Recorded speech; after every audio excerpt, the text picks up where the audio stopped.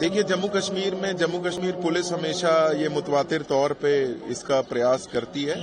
कि पूरे खित्ते में जो है अपनी सिक्योरिटी सिचुएशन काबू में रहे, कंट्रोल रहे, ताकि आम जो लोग हैं जो नॉर्मल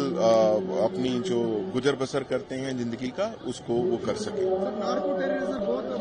चैलेंजिंग है सिक्योरिटी फोर्सेस के लिए जो क्रॉस बॉर्डर से आ रहे हैं, उसको चैलेंज करने के लिए क्या की और कितनी जरूरत है कि सिक्योरिटी फोर्सेस पे काम करें। देखिए, आप इस बात से भली भांति वाकिफ हैं और पहले भी जम्मू कश्मीर पुलिस ने जो आप सब लोगों से मुखातिब होते हैं, तो जो मंशात की प्रॉब्लम है उस पे जम्मू कश्मीर पुलिस एकदम मिशन मोड पे काम करती है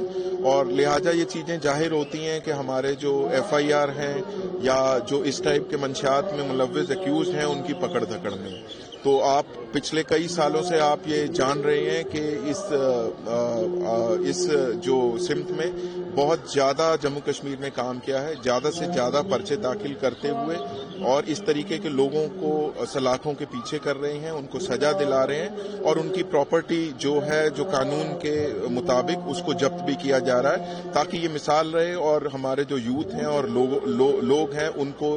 कभी भी उनकी जो सालमियत पे खतरा ना हो, वो आराम से अपनी जिंदगी जो गुजर बसर कर सकें।